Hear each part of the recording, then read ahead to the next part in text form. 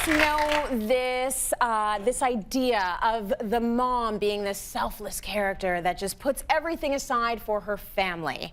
Well, right now, we want to talk about the truth about being a mom and all the contradictions involved. Of course, Kat and Nat are here, because who else are going to talk about this? So, Kat and Nat, because everyone is always wondering who's who. It doesn't really matter at this point. It doesn't matter. You can call us whatever. We're one. Yeah.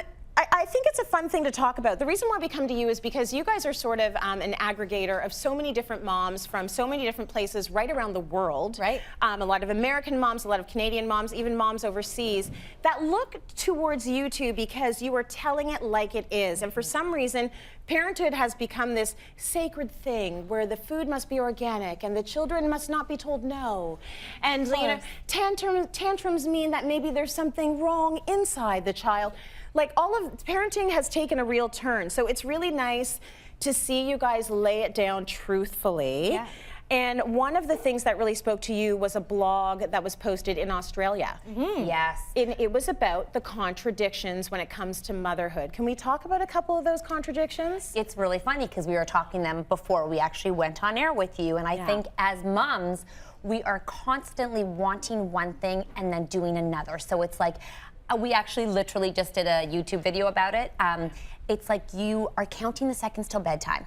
And then you get in bed and you're flipping through the pictures. You're like, they're so cute. And you contemplate like going and kissing them and then possibly waking them up. Right. But during the day, you're like, oh, can't wait to when get is rid it of bedtime? Cannot wait. It's this constant push and pull that we go through of wanting to maybe escape the house. And then you get a night out. You're like, actually, I can't go. Like, no one can do it but me. Like, there's no way. I need to go home. Yeah, I need to go home. So what if they wake up? What if, what if something happens? I feel like with the messaging, too, that we have as moms now, they're like, be confident, be a good role model, show your kids that you feel confident in this space, yet we have no idea what we're doing. Yeah. We're not pros at this at all. Right. So we're supposed to sit there and act like, I got this, kid, this is the direction, but I don't know what I'm doing at all. Good call, actually. That's a good one.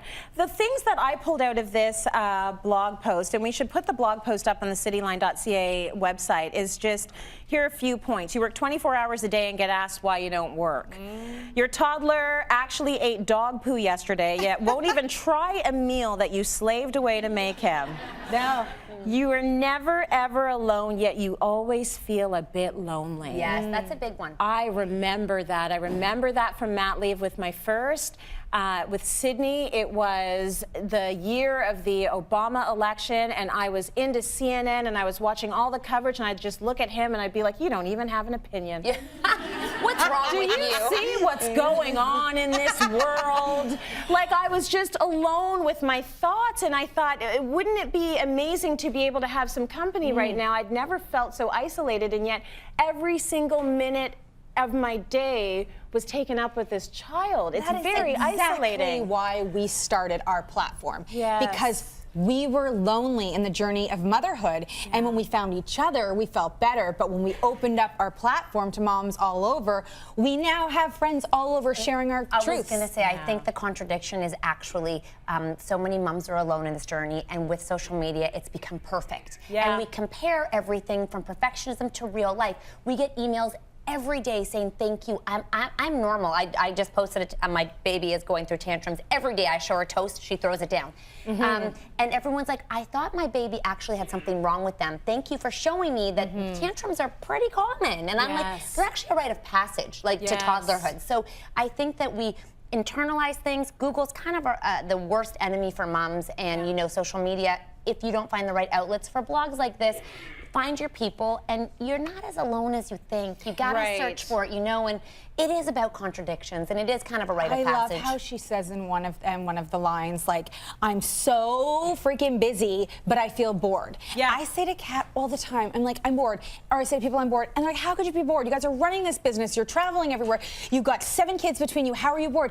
Sometimes I'm just bored of the routine of motherhood. You're bored of the tediousness of it. Yes. It's not like what I found is that it was kind of mind-numbing doing thinking about the next meal, thinking about the next dirty diaper, thinking about the next activity I have to do to occupy your time. Like, there's something about it that's like, I'm so busy, I'm so not. My brain is, I feel like my brain is dead right now. I'm not excited. Be so good as a parent. You always have to role model and be good and show, you know, be present. You're not allowed to say swear words and stuff. No, and you're not allowed to like just sit there. Yeah. No, we do not. So here's the thing, and this is something our producer Carolyn brought up before the show, this idea of the selfless mom that puts everything aside for their kids. I don't necessarily want my kid to be that person. Right. Oh. So how do you be that mom that puts aside everything but also teaches your young girls and your young boys that actually you need to put yourself first? It's a huge contradiction with parenting. I need to say something about this. I need to say that as moms, we are all doing the best we can. And I think when we start telling moms what they should and shouldn't be doing, it becomes a really slippery slope, because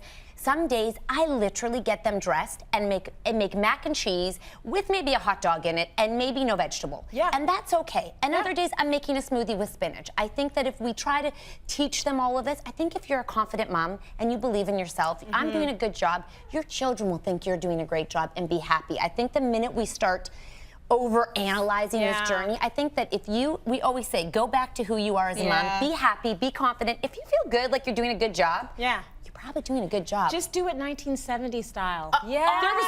There was no navel gazing for my parents. It was just like, get in the car. Maybe minus like the martini and smoking when you're pregnant, but this is all hashtag Cityline real, and we're bringing it back in a big way. So I'm really happy we're keeping it real. We're trying to normalize the mess that happens with real life. Okay. Yes.